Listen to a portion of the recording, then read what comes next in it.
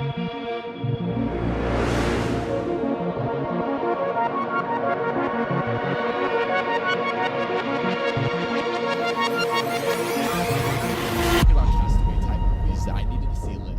needed to see a list. Did you pop up a list? Yeah, I did. Okay. Yeah, the Gray. Dude, The Gray. Have you seen the... I have it on course, Blu-ray. of I have it on course, Blu-ray, dude. I stole it. I went through a phase where I was stealing DVDs, and I just put up this shelf in the living room right now. I love the after credit scene. Dude, I love The Gray, right? Because it's like he did it. He Yeah, did it. Is That's he alive, you know? Oh my it's God. crazy. Okay, it's crazy. what else? Yeah, I've just got to go down. Liam Neeson, and you're talking about Liam Neeson not doing a movie with him having a gun in his hand. Yeah. Thank God. I saw a terminal. He's stuck in the airport. Who wants to see that? Captain Phillips doesn't count. It's a big cast. It's a big cast. Yeah. 127 hours. That's a good. Okay, that goes into conversation. That goes into conversation. 100%. That's a good one. Have you seen that? Of course. You seen that when they cut his arm off? Okay. Welcome, ladies and gentlemen. You are listening to the Critics. I am your host, Isaac Joel. I am here with my good friend Ronan Revenge. Ronan. Hey, good to be here. Good to have you, man. And today we are talking about William Dafoe's latest movie, Inside. This is a film by Focus Features and Universal Pictures, and a director whose name I cannot pronounce for the life of me. And I did all the research I could. I couldn't get it down. Vasilis Katsoupas. Sounds Greek. Katsoupas. He is Greece. He is Greek. Okay, He is from Greece. Yes. And we just got a chance to watch this rated R tonight, and the movie doesn't come out until next week, so we have a little bit of a jump start on it for you guys. And I gotta say, for me, just right off the bat, my expectations for this movie were completely low. Yeah, I didn't see a trailer. I saw the trailer 2 days ago. 2 days ago, when I got the email that we're going to be actually seeing the movie. This is not a project that I've been following. This is not something that I've had my eyes on, that I've been anticipating. You know, I read the synopsis. I saw a trailer. I thought, okay, very simple in itself. For me, though, this is completely just being biased. For me, I'm not the biggest fan of castaway movies, being stranded on an island, being stranded or stuck in a room. I was just asking you too about this movie called The Room with Brie Larson, where she's trapped or has been stuck with a child, her son, for years. Haven't seen the movie. I'm talking about it like I've seen it. Haven't seen it, but I think that goes to my point too, is that movies like that are kind of hard for you to reel me in, because I know what I'm getting. I know what I'm getting. I'm getting one actor, getting one location. They're gonna go crazy. They're gonna do some crazy stuff, and that's it. And it feels in a way like a one man play, which I'm not gonna pay tickets to go see a one man show, man. Not at all. Yeah, that's fair. That's a fair point. I mean, I would say that I kind of just like it for the psychological thriller aspect. You know, I love portrayals of insanity. Well, I'm gonna throw Lighthouse in there with this, even though it's two people trapped inside a location, but the madness, everything, that movie really worked for me. And with this, the question is William Dafoe's performance going to be the thing that holds this entire film by the weight of its shoulders? I say yes. Absolutely. Absolutely. This is a performance that I think has to be viewed.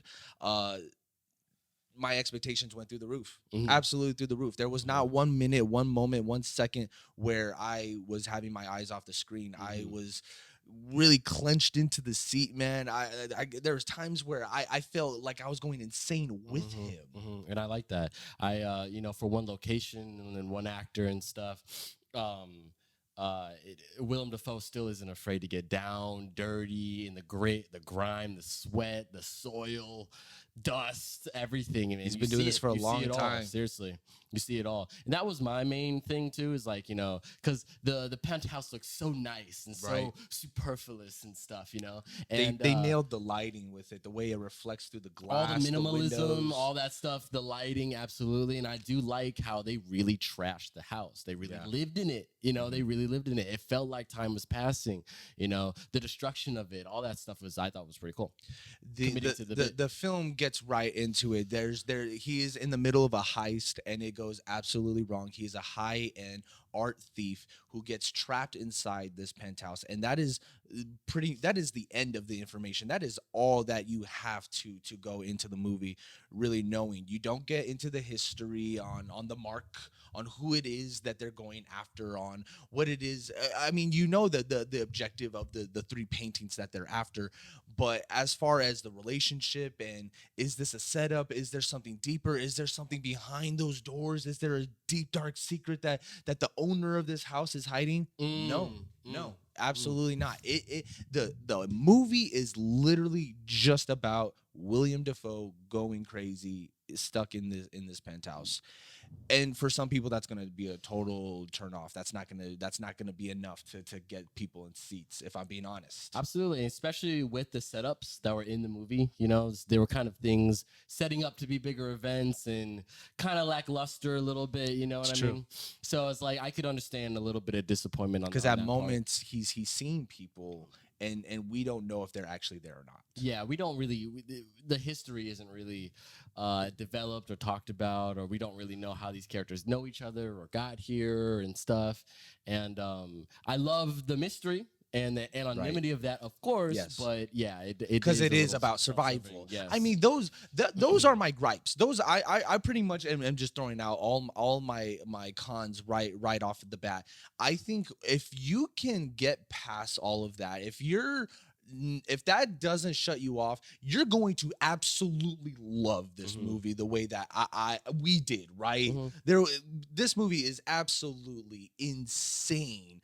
The way that he figures out, I mean, I don't want to say he figures out how to get out of situations, but the way he's navigating through situations, his attempts. Yes. The survival aspect of it, you really see every sweat, the blood, everything that he is going through, you are experiencing it live with him. And it's like, you know, we were talking about it in the theater too. It's like he was on an island, like a remote island, but beside being in a house, you know, I just thought they use the representations very well, the metaphors, the symbolisms. They're there, and especially about a movie that is about art, they lean into it.